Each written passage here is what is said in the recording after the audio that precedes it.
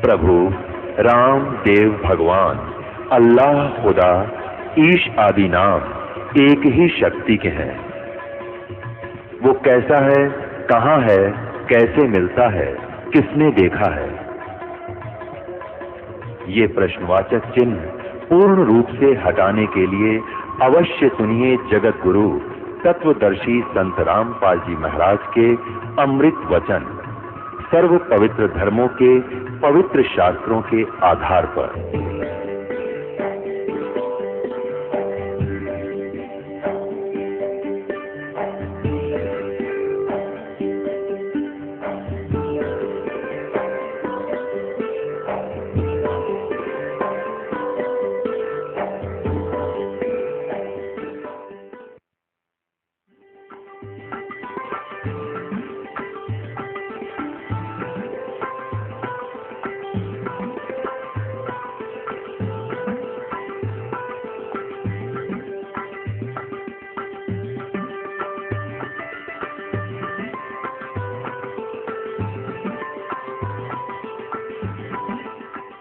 आदरणीय नानक साहिब जी की जीवनी से पता चलता है, जिसमें उनको बेई नदी के ऊपर परमात्मा स्वयं आकर मिले जिंदा बाबा के रूप में, और उनको वहां से अंतर ध्यान किया, शरीर को कहीं और रख दिया और उनको लेकर के सचखंड सतलोक चले गए। वहां से आकर वापस छोड़ दिया और फिर उनको बताया कि मैं धानक रूप में, जुलाहे रूप में बनारस में भी रहता हूँ। तो वहां परमात्मा पहले उनको मिले थे कबीर रूप में, एक भक्त रूप में मिले थे नानक जी को, उनसे काफी गोष्ठी की थी, लेकिन उस समय श्री नानक देव जी नहीं माने थे, लेकिन ज्ञान से घायल जरूर हो गए थे। फिर परमात्मा जिंदा बाबा का रूप बना करके दोबारा वहां पहुंचे, फिर सचखंड लेकर गए। वहां से छोड़ दिया कि मैं काशी के अंदर रहता हूँ, जुलाहे का कार्य करता हूँ, स्वामी रामानंद जी मेरे गुरु हैं और मैं पृथ्वी पर गया हुआ हूँ ज्ञान प्रचार के लिए। तो नानक साहिब जी तीसरे दिन वापस आए, वहीं से चल पड़े। पहली उदासी उन्होंने बनारस साइड की परमात्मा को देखा धानक रूप में, जुलाहे रूप में कार्य करते हुए। तब कहा था, फाई सूरत मुलुकी वेश ए ठगवाड़ा ठगी देश, खरा सियाना बहुता बारी, धानक रूप रहा करता। आंखों में आंसू भर गए। तो परमात्मा से उपदेश लिया, सतनाम। अब सतनाम प्राप्त किया, जब पता लगा कि तेरे की पूरे गुरु बिना बात बने नहीं, और ये है वो पूरे गुरु और यही परमात्मा है। वाहे गुरु वाहे गुरु। अपने आत्माओं, आप तो बालक हो, आपको लाल दे रखा है दास ने सतनाम का, आपको इतना ज्ञान नहीं इसका कि कितनी कीमती चीज है, लेकिन वो महापुरुष थे, वो परिचित थे लाल की कीमत से कि सतनाम बिना मोक्ष नहीं हो सकता, और मोक्ष बिना इस जीवन का के बाढ़ में जाएंगे, इसका कोई यूज नहीं, मिट्टी है ये तो इस मनुष्य जीवन की सफलता को होते हुए देख करके नानक साहिब जी पुण्यात्मा थे। अब उनके खुशी का ठिकाना नहीं रहा। वाहे गुरु वाहे गुरु वाहे गुरु, सतनाम सतनाम, वो तेरे की यू है सतनाम। सारा ज्ञान से परिचित हो गए, भगवान से साक्षात्कार हो गया। फिर अगर मगर खत्म हो जाते जब भगवान मिल गए, ब्रह्मा विष्णु महेश की स्थिति बता दी कि इनका जन्म मृत्यु होता है, इनकी ये माता है ये पिता है, वो दिखाए परमात्मा ने। तब सचखंड में भगवान को देखा, फिर यहाँ देखा। वो तो एक अपने प्यारी आत्माओं के साथ पल पल रहते हैं, फिर जब एक बार उनसे संपर्क में आ जाते हैं, कहा था वाहे गुरु सतनाम, वाहे गुरु सतनाम, वाहे गुरु। अब परमात्मा ने उनको कसम दिला दी थी, प्रतिज्ञा दिला दी थी इन महापुरुषों को जिनको वो मिले थे, ये सतनाम दिया था कि कसम है तुमको, आप जाप करो लेकिन किसी को आगे मत बताना। ये मंत्र 2 अक्षर का है, जिसमें एक ओम मंत्र है और दूसरा तत्व है जो सांकेतिक। इनको कसम दिला दी थी, धर्मदास मेरी लाख दुआई, ये मूल ज्ञान की तो बाहर न जाई। ये मूल ज्ञान के अंदर ये सतनाम और सारनाम दोनों आते हैं और पूरा ज्ञान आता है जातम। फिर आखिर में ये कहा है कि धर्मदास मोरी लाख दुहाई, ये सार शब्द की दबार न जाई। परमात्मा कहते हैं कि सोहम शब्द हम जग में लाए, और सार शब्द हमने गुप्त छिपाए। सार शब्द का तो अब तक किसी को भनक भी नहीं लगने दी भगवान ने, लेकिन सतनाम का उन महापुरुषों के द्वारा प्रकाश अवश्य करा दिया था। लेकिन उनको मना कर दिया था कि अभी किसी को प्रदान मत करना। और पुण्यात्मा, जैसे वाहिगुरु जो किया नानक साहब ने, वो किसको देख कर किया? कबीर परमेश्वर को देख कर किया। उस परम अक्षर पुरुष सतपुरुष को देख करके जो वाहिगुरु के, ये तो भगवान भी और गुरु भी, और यहाँ दानक रूप में ये वही बैठा। तो जब उनकी वाहिगुरु जो कसक है वाहिगुरु, तो ये किसकी तरफ थी? परमात्मा परम अक्षर ब्रह्म यानी सतपुरुष की तरफ, सतपुरुष की तरफ थी। अब जैसे नानक साहब जी ने ये नाम किसी पूरे सिख समाज को नहीं दिया, ये महापुरुष थे, ये किसी की उसमें अपनी जो राग द्वेष में नहीं आए, राग में नहीं बहे कि इन बच्चों का क्या होगा अगर मैंने सतनाम नहीं दिया तो काल के मुंह में जाएंगे। नहीं, परमात्मा ने उनको कह दिया था कि तुम अभी तक इनको 5 नाम दो, प्रथम 5 नाम जो आपको देते हैं दास, और ये नाम मत देना भी। और जैसे धर्म पुण्य ये करते रहेंगे तो इन, और ये वाहिगुरु इसे मोक्ष नहीं हो सकता, जन्म मृत्यु बनी रहेगी, लेकिन इन सब क्रियाओं से मनुष्य शरीर मिलता रहेगा इनको। तो इस भक्ति को जीवित रखने के लिए इन महापुरुषों से प्रयत्न कराया। नानक साहब जी की जीवनी देखो, उसमें बाई बाले वाली जन्म साखी में कहाँ गए, सिद्धों की आंखें खोलने की चेष्टा की, लेकिन वो मान बढ़ाई के भूखे थे, वो फेल भी हो जाते थे नानक साहब जी के सामने भी तत्व ज्ञान के आगे, लेकिन हार स्वीकार नहीं करते थे। सब जगह चेष्टा की समझाने की, लेकिन ऑल इन वेन, व्यर्थ रही, क्योंकि हम शिक्षित नहीं थे। तो कहने का भाव ये है कि उठ महापुरुषों ने उन ऐसी क्रियाएं देंगे कि अभी तक हम उनको पढ़कर मनुष्य जीवन प्राप्त करते रहे, और हमें कुछ थोड़ा आध्यात्मिक जैसे यज्ञ का लाभ होता है वो भौतिक लाभ होता रहा, हमारी आस्था भगवान में बनी रही। अब वो पूरे सिख समाज में इवन जो नीचे के 10-9 गुरु थे उनको भी सतनाम प्राप्त नहीं था, और सतनाम बिना मोक्ष नहीं। तो क्या बताया कि वाहिगुरु इन मंत्रों के जाप करने से इन अपनी यानी अनुयायियों को इतना सहारा मिलता रहा कि वो मनुष्य जीवन प्राप्त करते रहे, और आस्था भगवान में बनी रही, क्योंकि भक्तों के घर में जन्म होते रहे, और एक परंपरा चल पड़ी, भगवान के भंडारे करवाते हैं, वाणी का पाठ करवाते रहे। तो इस करके ये अभी तक ये प्राइम टाइम है, यहाँ तक लाने थे परमात्मा ने, और ये सतनाम दे देंगे सबको। अब समय आ गया और सारे पार हो जाएंगे, इसमें क्या दिक्कत है।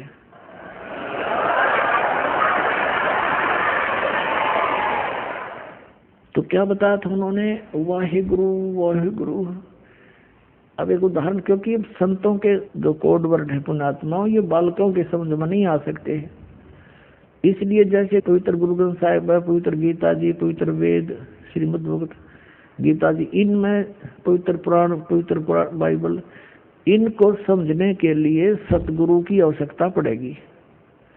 अब कोई इन्हीं तक सीमित रहे तो उससे बात बने नहीं, स्वयं निष्कर्ष जीव नहीं निकाल सकता। अपने सत्र पर जीव की 110 अध्यापक की आवश्यकता होती है सिलेबस को समझाने के लिए, तो स्टूडेंट नहीं समझ सकते उसको, वो तरीके समझाने के उस टीचर को ही पता होता है।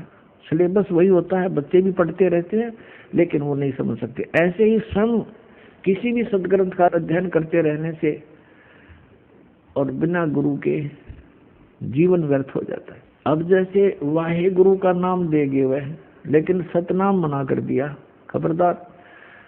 भाई बाले वाली जन्म साखी में एक अध्याय है समुद्र की साखी, तो उसमें नानक साहब जी और बाला और मर्दाना दो उनके सेवक दो हरदम साथ रहते थे। उन्होंने प्रार्थना की, ए गुरुदेव हमें लंका दिखाओ। उनसे कहा कि आंखें बंद करो, आंखें बंद करके खोली तो समुद्र पर खड़े थे किनारे पर। श्री नानक देव जी ने कहा कि तुम मेरे पीछे पीछे वाहिगुरु वाहिगुरु करते हुए आ जाओ। आगे चल पड़े, जैसे पृथ्वी पर चलते ऐसे समुद्र पर चलने लगे। बाला और मर्दाना तो वाहेगुरु जप रहे हैं, और नानक साहिब जी 2 अक्षर का वो नाम जाप कर रहे हैं, सतनाम। लेकिन उनको विधि नहीं बताई, बोल के सुना दिया। अब बोल के सुनाने से उनको क्या हुआ कि मर्दाना ने सोचा, जब गुरुजी जो नाम जाप करे मैं भी वो क्यों ना करूं। वाहेगुरु छोड़कर वो सतनाम जाप करने लग गया 2 अक्षर का, और वो डूबने लग गया। तब नानक साहब जी ने कहा कि मर्दाना तू वो जाप कर, वाहेगुरु जो मैंने व्याख्या है, मेरी नकल मत कर। गुरु की नकल नहीं करनी चाहिए, गुरु जी की करने की तरफ नहीं देखा है, वचन पर डटना शिष्य का कर्तव्य होता है। अब फिर उसने वाहेगुरु शुरू किया तो वो फिर जल पर थल की तरह चलने लगा। अब ये झटका क्यों दिया नानक साहब जी ने? पुणात्मा आप तो बालक हो, बालक बुद्धि है आपकी, बच्चे हो भी। ये इसलिए झटका दिया था कि यदि इस सतनाम का भेद खुल गया 2 अक्षर के का, काल के दूत काल भेजेगा, क्योंकि वो ठीक का समय अभी दूर है। ये है वो ठीक का समय। 1951 से ये ठीक का समय शुरू हुआ है। सोच लो, दास का जन्म हुआ जब से। और उसके बाद भारतवर्ष, आज शिक्षा हुई भारतवर्ष में, और एकदम शिक्षा की बाढ़ सी आ गई। और शिक्षा बिना हम सदग्रंथों को देख नहीं सकते, समझ नहीं सकते।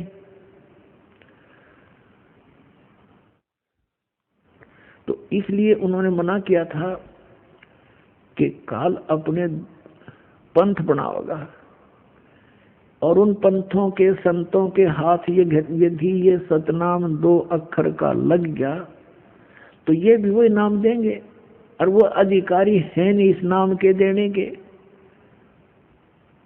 तो बोली आत्मा ये समझेंगे कि नानक साहब जी जो नाम जाप करके पार हुए, हमारे गुरु जी भी वही तो दे रहे हैं, हम भी ठीक हैं। लेकिन पुण्यात्माओं, उन महापुरुषों को सख्त हिदायत थी परमात्मा की कि तुम जाप करो, कल्याण करवाओ, तुम अधिकारी हो। लेकिन अधिकारी तो ये और भी हैं, लेकिन इनको ज्ञान नहीं इस तरह का। और प्रत्येक ने ऊपर ले जाकर मैं छोड़ भी दूं तो सभी उस बात पर दृढ़ नहीं होते। जैसे हजरत मोहम्मद जी को भी परमात्मा लेकर गए थे, जैसे इन महापुरुषों को लेकर गए। मैं बार बार आपके समक्ष उनके नाम लेता हूँ, लेकिन हजरत मोहम्मद ने, क्योंकि यहाँ उनकी प्रभुता घनी हो चुकी थी, लाखों शेष बन गए थे, तो उन्होंने वो स्वीकार नहीं किया सतलोक में वाले ज्ञान को। तो परमात्मा ने उसको वापस छोड़ दिया था। और कहते हैं हम मोहम्मद को वहां ले गयो सतलोक में, और इच्छा रूपी वहां नहीं रहो। उल्ट मोहम्मद महल पठाया, गुज बीरज एक कलमा लाया, रोजा बंग नमाज दे रे, बिस्मिल की नहीं बात कही रे। अब जैसे तुम बिस्मिल करते हो, ये हजरत मोहम्मद का आदेश नहीं है। उन्होंने केवल रोजा, बंग और नमाज, ये 3 चीज दी थी आपको। बिस्मिल की नहीं बात कही रे। नबी मोहम्मद नमस्कार है राम रसूल कहाया, 1,80,000 को सौगंध जिन नहीं कर चलाया। अरस कुरस पर अला तकत है खालिक बिन नहीं खाली, वह पैगंबर पाक पुरुष थे साहिब के अब्दाली। अब कहने का भाव यह है कि हजरत मोहम्मद जी को भी परमात्मा ले गए थे, लेकिन वो नहीं रखे, रुका वहां पर, न उस ज्ञान को स्वीकार किया। तो इसी प्रकार वो वेदों में लिखा है कि वो परमात्मा अपने दृढ़ भक्तों को मिलता है, उनको तत्व ज्ञान से परिचित कराता। ये दृढ़ भगत थे जो कह दिया सो फाइनल, आगे बिल्कुल उसकी कहीं पर जो है ना उसकी मैक भी नहीं जाने दी सतनाम क्या होता है। तो पुण्यात्माओं, अगर आज ये राधा स्वामी धन सतगुरु जय गुरुदेव, ये सच्चा सौदा सिरसा वाले और ठाकुर जी वाले यानी शिवदयाल जी के जो ब्रांच हैं, ये भी ये सतनाम का नाम देते, गुरु ग्रंथ साहब देखो पढ़ा करते, क्योंकि नहीं सिख धर्म से निकले हुए ये संत हैं, तो ये भी नाम देना शुरू कर देते। तो आज हम कैसे पहचानते इस काल के और दयाल के पंथ को? या दया करी दाता ने उन बच्चों को अपने को सावधान कर दिया कि खबरदार बिल्कुल नहीं बताओगे किसी को, और उन्होंने दृढ़ता से पालन किया। तो ये झटका देना जरूरी था, ये सार्वजनिक करना भी आवश्यक था कि मैं ये जाप किया करता। अब इसकी जहाँ जो ये लीला की नानक साहब जी ने, इसके हमें हानि भी हुई लेकिन लाभ घना हो गया। हानि क्या हुई कि जैसे नानक साहब जी ने अपनी अमृत वाणी में ये मंत्र लिखा था, तो उस मर्दाना वाली घटना से परिचित होकर आने वाले गुरुओं ने ये सख्त जो है ना बैरिगेट ला दिया कि इस 2 मंत्र के नाम का हमारे सिख अनुयायियों को ये कहीं पढ़ने को भी नहीं मिलना चाहिए, नहीं तो कहीं कोई इनका जाप कर लेगा तो गुरुदेव की आज्ञा की अवहेलना हो जाएगी और वही हानि हो जाएगी जैसे मर्दाना को होगी थी, डूबने लग गया था। तो अब उन्होंने इस दृष्टिकोण से गुरु ग्रंथ साहिब में वो वाणी कति निकाल दी। फिर परमात्मा ने दया करी कि मालूम था ये तो महापुरुष थे, नानक साहब जी को मालूम था कि यह गड़बड़ ऐसे भी होगी, तो उन्होंने फिर एक वाणी लिखी, प्राण संगली बनाई अलग से। उस प्राण संगली के अंदर नानक साहब जी ने पूरा भेद दे रखा है श्वास के सिमरण का। इस 2 अक्षर के मंत्र कति क्लियर लिखे थे उसमें भी, और उसके लिए प्राण संगली को लिखकर, अब प्राण संगली के अंदर एक भूमिका है, उसमें स्पष्ट लिखा उन महापुरुषों ने जिन्होंने प्राण संगली को छपवाया है कि ये प्राण संगली नानक साहब जी ने सिंगल द्वीप का एक राजा था शिवनाभ नाम का, शिवनाभ, उसके वहां बैठकर रचना की थी, उसको सुनाई थी, उसने स्वीकार की थी और उसको कहा, नानक साहब जी ने कहा है कि ये प्राण संगली मेरी देह है, मेरा स्थूल शरीर है और ये संसार से पार होने का एक पुल है। ये संसार से पार होने का एक पुल है, इसने संभाल के रखना, इसको रखने का अधिकारी तू ही है, इस 3 लोक में दूसरा नहीं है। कहने का भाव उनका ये था कि ये मैंने जो अपना अनुभव इसमें लिख दिया तो ये समझो मैं ही हूँ और जैसा मेरा आदर करते हो ऐसा इसका आदर करना। और कहने का भाव ये नहीं था कि इसी को मत्था टेकते रहना, इसमें लिखा ऐसे करना नहीं। उसका उद्देश्य ये था कि इसको श्रद्धा से रखना, आम आदमी को मत देना कि अनादर कर देंगे, किसी के गलत के हाथ लग जाएगा। तो फिर उन्होंने ये भी लिखा है कि फिर मेरा कोई सिख आवेगा और इसको दे देना। तो क्या हुआ इतिहास में थोड़ा दिखा देता हूँ आपको। तो फिर क्या हुआ थोड़ा मौखिक बताता हूँ, फिर आसानी से समझ में आओगी। तो क्या हुआ, 5वें गुरु अर्जन देव जी हुए सिख समाज में। तो उन्होंने सोचा कि भाई सब महापुरुषों की वाणी इकट्ठी कर दूं और इसको एक आदरणीय ग्रंथ बनाकर इसके पठन पाठन के लिए इसका प्रचलन करना था। उसने प्रेरणा उन्हीं महापुरुषों की थी। तो उन्होंने सब वाणी इकट्ठी की, जिसके पास भी नानक साहब जी की वाणी थी। तो उनको पता चला कि ऐसे ऐसे एक शिवनाभ राजा के पास नानक साहब जी की बहुत अनमोल ग्रंथ रखा है। तो उसके पास भेजा, उसका पोता था उस समय, पौत्र। पहले उसने मना कर दिया कि मेरे पिताजी को गुरुजी ने मना कर रखा, किसी को देनी नहीं है। बड़ा संघर्ष किया कि नहीं देना पड़ेगा, हमारा ग्रंथ है, हमारे गुरुजी का ग्रंथ है, तुम क्यों नहीं दोगे। यानी आखिर में उसने देना पड़ा, उसने दे दिया वो ग्रंथ। गुरु अर्जन देव जी ने उसको पढ़ा, उसने देखा कि इसमें तो बहुत कुछ लिखा है। उसमें कहाँ तक लिखा था, दोनों महापुरुषों की गोष्ठी हुई थी, परमेश्वर कबीर जी की और नानक जी की। उसमें स्पष्ट लिखा है, पहले तो प्रथम गोष्ठी में तो नानक साहिब जी समझ नहीं पाए कि ये कबीर धानक ये परमात्मा होगा। तो परमेश्वर जिस भी महापुरुष से मिले हैं, जैसे धर्मदास जी से मिले थे, उसको कहा था, हे महात्मा जी मैं तो ज्ञान का भूखा हूँ, मुझे कहीं ज्ञान मिला नहीं, आप मुझे ज्ञान दो। तो धर्मदास ने कहा था कि ज्ञान का लाभ जब होता गुरु बनाओ। तो धर्मदास जी से कहा परमात्मा ने कि मैं गुरु बनाऊंगा, लेकिन मेरे शंका का समाधान तो कर दो, और आप मुझे चलो शिष्य बना लो। ऐसे ही सुना दो। तो धर्मदास जी ने कहा था कि मैं शेष नहीं बनाता, हमारे गुरुजी हैं उनसे नाम दिलाऊंगा मैं। तो ऐसे ही नानक जी को मिले थे बेई नदी पर, उनसे प्रश्नोत्तरी की थी। नानक साहिब जी ने भी यही कहा था कि गुरु बिन मोक्ष नहीं होता, आप गुरु बनाओ। परमात्मा ने कहा ठीक है, आपसे बड़ा कौन गुरु हो सकता है मेरा, मैं आपको गुरु बनाता हूँ, मुझे ज्ञान बताओ, मेरे प्रश्नों का उत्तर दो, समाधान करो। तो ये प्रश्नोत्तरी हुई थी। तो परमात्मा ने उनसे प्रश्न किया था, क्योंकि नानक साहिब जी का जन्म पवित्र हिंदू धर्म में हुआ था। कालूराम मेहता खत्री ये इनके पूज्य पिताजी थे। और नानक साहिब जी को एक ब्रजलाल नाम के पांडा पढ़ाने आया करता था, गीता पढ़ाता था ब्राह्मण। और श्री कृष्ण जी और विष्णु जी को, शंकर भगवान को ये अपना प्रिय इष्ट मानते थे, गीता जी को सही मानते थे। तो गीता जी के अंदर प्रमाण बताए पर नानक साहिब जी को कबीर साहब ने कि ऐसे ऐसे लिखा है। वो तो कहता मेरा जन्म मृत्यु होती है, वो सारी रेफरेंस दिए उसको। तो नानक साहिब जी उस समय नहीं माने थे, लेकिन घायल हो गए थे, जख्मी हो गए थे कि ज्ञान सच्चा है। और अब के जब वो संत आ जावे तो मैं बात करूं उनसे।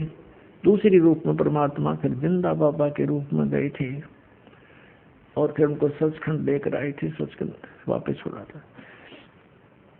अब कहने का भाव ये है कि इस प्राण संगली के अंदर पूरा विवरण था कि नानक साहिब जी ने कबीर परमेश्वर जी को अपना गुरु स्वीकार किया हुआ था। पहले तो क्या देखा अर्जुन देव जी ने कि इसमें तो सारा वो क्लियर लिख रखा है कि कबीर जी इनके गुरु थे। फिर क्लियर लिख रखा है ये मंत्र 2 अक्षर का मंत्र जो बिल्कुल नानक साहब ने मना कर रखा है। तो उसको उन्होंने उस प्राण संगली को, जिसको नानक साहब जी कह रहे थे मेरा शरीर है, मुझे ही समझ लो, अगर किसी को नष्ट कर दिया तो मुझे नष्ट कर दिया तुमने। लेकिन उस आज्ञा को देखते हुए कि जो इंसिडेंट मर्दाना के साथ हुआ था कि उसने सतनाम के 2 अक्षर का नाम जाप कर दिया था, शुरू कर दिया था और वो डूब गया था। गुरुदेव ने मना कर दिया था कि तूने ये जाप नहीं करना। तो कहीं ये आज्ञा केवल ना हो जाए, इसमें तो सब कुछ लिखा, इसलिए उस ग्रंथ को, प्राण संगली को जल प्रवाह कर दिया एज इट इज। एक साधु था, एक भगत था, उसने प्रार्थना की महाराज इतना अनमोल ग्रंथ है तो मुझे दे दो, मैं अलग रख लूंगा, किसी को नहीं बताऊंगा। तब उस प्रार्थना को स्वीकार करके कह दिया ले जा, निकाल ले जा इसको। तो वो निकाल लिया। देख दया दाता की काल ने कहाँ तक आड़ कर दी थी, कहाँ तक बात बिगाड़ दी थी। तो फिर भी अगर प्राण संगली में ना भी मिलता तो परमात्मा कहते हैं ना, काल के कहीं ना कहीं से वो रास्ता निकाल लाते परमात्मा, काल से बचा कर सत्य ज्ञान को। क्योंकि जन्म साखी, भाई बाले वाली जन्म साखी, समुद्र की साखी में क्लियर लिख दिया कि नानक साहब जी ये जाप करा करते थे, इसने ये मिटा नहीं पाए, कहीं छुपा नहीं सके। तो आज आपको समझने के लिए सफिशिएंट है कि कौन है वो 2 अक्षर का मंत्र और किस उद्देश्य से मना किया था नानक साहब जी ने। और फिर साथ में ये भी कहा कि ये मंत्र है जाप करने के और कोई मंत्र नहीं है, और ये पूरे गुरु से लेकर जाप करना। यानी उस समय इनको छुपाना जरूरी था। अब वर्तमान में ये दास भेज दिया उन महापुरुषों ने, परमात्मा ने भेज दिया कि अब इस नाम को दो और सबका कल्याण हो जाएगा। सभी यहाँ आ रहे हैं बार बार जन्म लेकर के।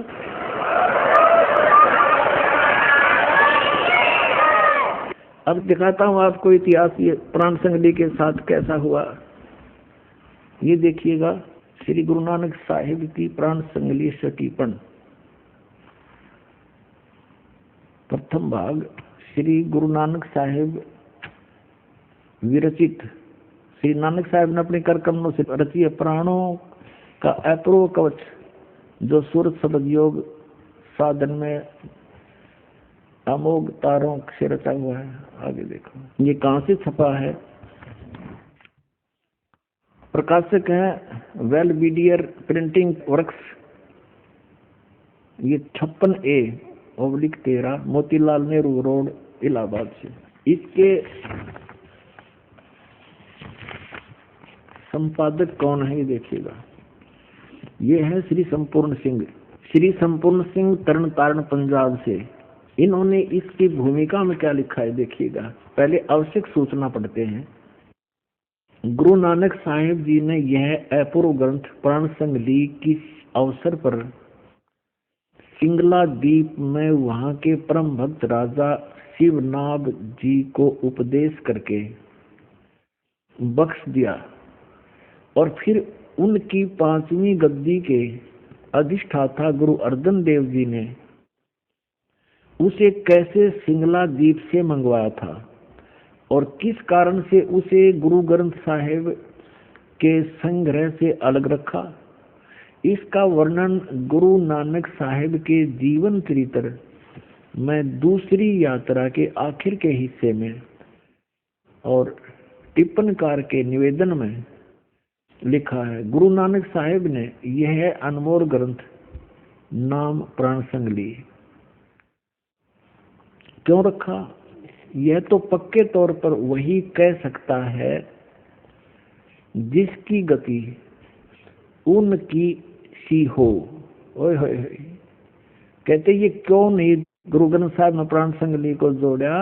इसके विषय में तो वो ही बता सकता है जिसकी गति उनकी सी हो, यानी नानक साहिब जैसे महापुरुष होंगे वही बता सकेंगे कि किस कारण से प्राण संगली को गुरु ग्रंथ साहिब मना लिया। तो भी कुछ लखावा उसका उनके उस वचन से होता है जो कि निज मुख से उन्होंने राजा शिवनाभ से कहा, ई ग्रंथ मेरी देह है, मेरा स्थूल रूप है, प्राणों मेरिया का संग्रह कहे कवच है,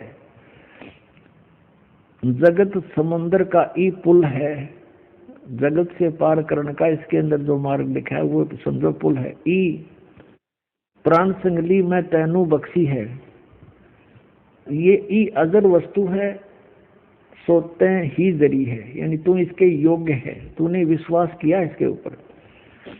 ई प्राण संगली अमृत प्रवाह है और तेरे ही मुख विखे प्रवेश हुई है, होर 3 लोकां विच इस वस्तु ਨੂੰ संभालता कोई नहीं, ताते प्राणों विखे प्राण संगली रखनी। इस वचन से स्पष्ट होता है कि यह ग्रंथ प्राणों का संग्रह रूप है। ये टिप्पणी करने वाला जो विवेचन करता है वो अपनी सोच बता रहा है।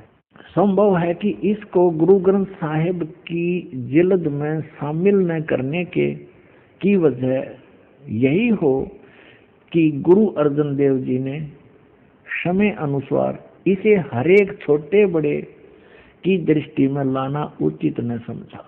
अब बहुत कुछ तो ये क्लियर इसने कर दिया इस टिप्पणी करने वाले ने कि हो सकता है इस प्राण संगली को गुरु ग्रंथ साहिब में श्री अर्जुन देव जी ने इसलिए नहीं रखा होगा कि ये नहीं चाहते होंगे कि ये किसी छोटे बड़े की नजर में आवे, इसमें लिखा हुआ वर्णन नहीं।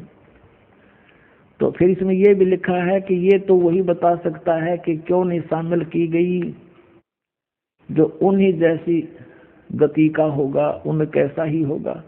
तो पुण्यात्मा इसका ये अभिमान ना करना, परमात्मा की दया है आपके ऊपर, इस दास को इस योग्य बनाया कि इन सदग्रंथों को दास समझ रहा अच्छी तरह।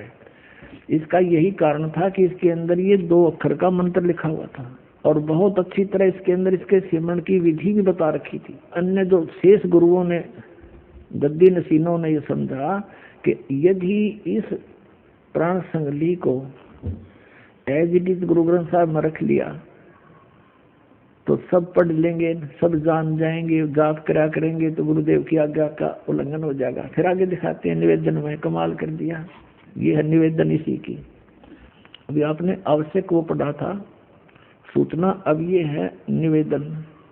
श्री गुरु नानक साहिब के 5म स्थान पर श्री गुरु अर्जन देव जी हुए हैं, जिन्होंने गुरबाणी की बीड़ बांधते समय भाई पैड़ा नामी एक शिष्य को सिंगला द्वीप भेजकर शिवनाभ के पौत्र के पास से ये ग्रंथ मंगवाया था, जिसे किसी कारण विशेष से श्री गुरु ग्रंथ साहिब की बीड़ में रखना उचित न समझकर सर्वथा ही जल प्रवाहित कर दिया था। यानी कति सारा का सारा जल प्रवाह कर दिया था। अब देखो पुण्यात्माओं,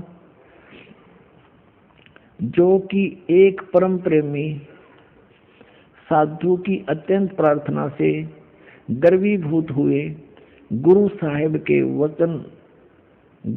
के वचन अनुसार जल से निकलवाया और जैसे का तैसा उसे ही बख्शीश कर दिया गया था, जिसका प्रसंग गुरु प्रताप सूरज प्रकाश नामक प्रमाणिक इतिहास के तृतीय राशिगत 32वें अंशों में लिखा है। यानी ऊपर जो लिखा है उसका प्रमाण बताया है कि इस इतिहास में लिखा है, ये गुरु प्रताप सूरज प्रकाश नामक कोई प्रमाणिक इतिहास उसमें लिखा है, ऊपर का ऐसा। अपनात्मा इसमें क्या था, वो 2 अक्षर का भेद था इसमें, और एक इसमें फिर भी थोड़ा सा हिंट रह गया एक स्थान पर ओनली, पूरी इस प्राण संगति में एक स्थान पर, और वो इन समझ में ना आई जिन्होंने इसमें रख लिया, बाकी इसमें से निकाल दिए गए क्योंकि ये पूर्ण नहीं है प्राण संगति। इसमें टिप्पणीकार ने लिखा है कि एक जगह तो इसके 80 अध्याय लिए हैं, दूसरी जगह इसके 113 अध्याय लिए गए हैं, फिर ये भी संकेत बताया गया कि इसमें 160 अध्याय थे, और अब तक ये केवल 113 ही प्रकाश में है, तो बाकी कहाँ गए, तो वो नहीं लिए गए। इसमें क्या लिया गया वो थोड़ा बताता हूँ, वो भी इनको समझ में आयु के अक्षर है। अब ये तो आपने भाग 1 पढ़ाई, भाग 2 दिखाते हैं, ये 2 भागों में लिखी है संपूर्ण सिंह जी ने। ये भाग 2 है और इसमें ये वहीं से प्रकाशित है, ये द्वितीय भाग है इसका। इसके 103 पृष्ठ पे दिखाता हूँ आपको, ये देखिए 103 पृष्ठ पे ये प्राण संगति, ये यहाँ से शुरू होता है, ये राग भैरव है।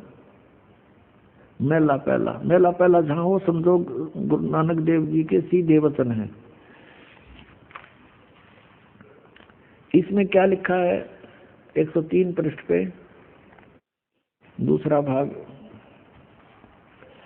इसमें लिखा है कि साध संगत मिलिया मन माना और ना मैं ना ये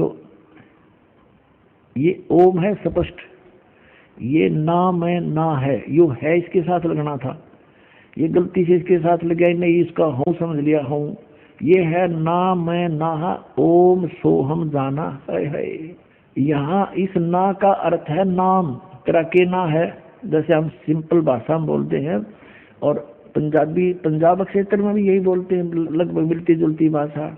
तेरा की ना है, तो ये ना मैं ना, तेरा की नाम है, नाम में ना है, ओम सोहम जाना, नामों में नाम, ओम सोहम जाना, ये 2 अक्षर का ये है। अगर ये इसके साथ ना जुड़ा होता तो इसमें भी नहीं रहता, यो इसको भी निकाल देते बिल्कुल। अब इसके लिए थोड़ा सा और आपको स्पष्ट करते हैं, ये देखो, ये है 150 पृष्ठ पे, और इसके यहाँ क्या है ये देखो, ये ओम है ना, ओम दर है, तो यहाँ कोई इसको गलती ना समझ ले भाई हूँ लिखा हूँ नहीं है ये, क्योंकि उसका कोई सेंटेंस नहीं बनता वैसे तो। अब इस ओम को इन्होंने टिप्पणी की है 2 नंबर पे, इस ओम को ऐसे लिखा है, इसको ओम दर है ना, ओम दर, तो इसको औ कहते, फिर पंजाबी में अगर औ कहते फिर यहाँ भी औ होना चाहिए था ये, तो यहाँ इसको ओम दर स्पष्ट कर दिया, ओम अलग दर अलग, ओम दर, तो ये वही ओम है। तो यहाँ फिर 103 पृष्ठ फिर देखो, इसमें सतत लिखा है 103 पृष्ठ पर हम फिर आगे हैं इसी पे दूसरे भाग में। यहाँ फिर देखो, साध संगत मिलिया मन माना है, और ना मैं ना, ये एक बिंदी है 2 नहीं, ना मैं ना ओम सोहम जाना, ना है, नामों में नाम है ओम सोहम, ये जाना, ये सब नामों में एक श्रोमणी नाम, ये 2 मंत्र का है। और इसे क्या बताते हैं, सगल भवनमय एक का ज्योति, सतगुरु पाया सैद सरोत, और नानक कलबिस काटता ही सहज मिले अमृत सिंचाई, कि इस 2 मंत्र के नाम ते ये कलबिस माने पाप कटते हैं। अपने आत्माओं, जैसे अभी तक ये सदग्रंथ पवित्र 4 वेद, पवित्र श्रीमद् भगवत गीता, पवित्र 18 पुराण और पवित्र गुरु ग्रंथ साहिब, पवित्र बाइबल, पवित्र कुरान शरीफ, इसको बड़ी चाव से, बड़ी श्रद्धा से सभी अपने धर्म के लोग पढ़ा करते थे, लेकिन समझा कोई नहीं। जिन महापुरुषों ने लिखा, अब उनके लेख को, टीचर के लिखे हुए लेख को टीचर ही बता सकता है, विद्यार्थी नहीं जान सकते थे। इसने सिर पर धर कर घूमते रहो। अपने आत्माओं, जैसे गुरु ग्रंथ साहिब को इन महापुरुषों ने, तो 10वें गुरु जी थे, उन्होंने ये कह दिया कि भाई आगे गुरु नहीं होना चाहिए और तुम इस गुरु ग्रंथ साहिब को ही शिरोधार्य मानो। ये महापुरुषों के लिखे हुए विचार उनकी देह है, उनका शरीर है, इसका आदर करो। तो पुण्यात्मा, उन्होंने ये नहीं कहा था कि इसमें लिखे हुए के अनुसार ना करना, उन्होंने ये अवश्य कहा था कि ये शिरोधार्य हो, इसमें अनमोल वचन है। अब कोई यही तक सीमित हो जाए कि हमने तो बस गुरु ग्रंथ साहिब को मान लिया, इसको पढ़ते रहेंगे, ये हमारा गुरु है। इसके अंदर तो पुण्यात्मा वो धन दादगे, वो महापुरुष जिसको आप समझ नहीं पा रहे, उसके लिए भेदी की आवश्यकता पड़ेगी। और गुरु नानक साहिब जी बार बार कहते हैं कि गुरु बिन परमात्मा की जो साधना भी करते हैं वो व्यर्थ है उनकी। सतगुरु वक्त गुरु हो, उसकी सेवा करे, उससे ज्ञान ग्रहण करे, तब मोक्ष होगा। ऐसे ही पवित्र गीता, पवित्र पुराण, पवित्र 4 वेद, ये 5500 वर्ष हो गए लगभग लिखे हुए, और आज तक इनको कोई समझ नहीं सका इस दास के अतिरिक्त। ये खजाना दबा था, इसके अंदर लिखा कुछ, कर कुछ रहे थे। तो इस दास के ऊपर कृपा की परमात्मा ने, जो आपके समक्ष उस गूढ़ रहस्य को रूबरू करा। अब ये जो सदग्रंथ हैं, अगर इनमें गुरु भेदी नहीं ढूंढा तो ये धन दबा दबा रह जाएगा, यूजलेस आपके लिए। एक समय एक सेठ था, उसने अपना सारा धन अपनी बही में पैड पे लिख दिया, डायरी में, कोड वर्डों में। और बच्चों को पता था कि हमारे पूर्वज ऐसे ही करते आते हैं। उस सेठ की अचानक मृत्यु होगी। अब उस लाला जी ने, उस धनी ने अपने आंगन में एक बेड़े में वो बना रखा था मंदिर, मकान के साथ ही। तो उसने बही में लिख रखा था कि चांदनी 14, यानी चांदनी 14, शुक्ल पक्ष की 14 को रात्रि के 12 बजे मंदिर के गुंबद में इतना इतना इतना इतना धन, इतना सोना, इतनी चांदी, इतने रुपये चांदी के रखे हैं। और पिताजी की अंतोष्टि करने के उपरांत उन्होंने अपने वो संभाली डायरी, पिताजी के लिखे हुए लेख, उसमें पढ़ा के मंदिर के गुंबद में बहुत सारा धन दाब रखा है। उन्होंने रात्रि में मंदिर फोड़ दिया, गुंबद ढा दिया, उसमें कुछ नहीं पाया। बड़े दुखी हुए कि पिताजी ने तो बहुत हमें भ्रमित कर दिया, दावा कहीं और है, लिख दिया मंदिर में, गुंबद में तो पाया नहीं। बड़े चिंतित हुए। एक दूसरा सेठ उनका शोक व्यक्त करने आया वहां पर, वो जानकार था इन कोड वर्डों का। उन्होंने कहा कि अंकल, हमारे पिताजी ने तो हमारे साथ धोखा कर दिया, जहां धन दबा रखा था वो धन हमें वहां पर मिला नहीं, हम तो लुट गए, पिट गए, धन बहुत घना था। तब उस सेठ ने कहा, जो जानकार था, कि दिखाओ बेटा, मुझे दिखाओ, वो डायरी दिखाओ तुम्हारे पिता की लिखी हुई। उन्होंने वो पैड, वो डायरी उनको दे दी। उसने देखा कि रात्रि के 12 बजे और चांदनी 14 और गुम्बद में धन। वो समझ गया, कहा बेटा इस गुम्बद को फिर बनवाओ। मंदिर का गुम्बद एचडी 4 करवाया, चांदनी 14 आई, और उस दिन आकर के उसने उस स्थान पर निशान लगाया जहां चंद्रमा की रोशनी में गुम्बद की छाया थी। आंगन के अंदर वो स्थान था जहाँ पर धन दबा हुआ था। रात्रि में छाया जहाँ गुम्मट की जाती थी, वहाँ निशान लगा दिया कि यहाँ से खोदो, वो सारा धन पा गया। तो पुण्यात्माओं, ये सदग्रंथ है, ये कोड वर्डों में लिखे हुए हैं, और जब तक इस दास की सहयोग नहीं लोगे आपका धन दबा दबा रह जाएगा। बोलो सतगुरुदेव।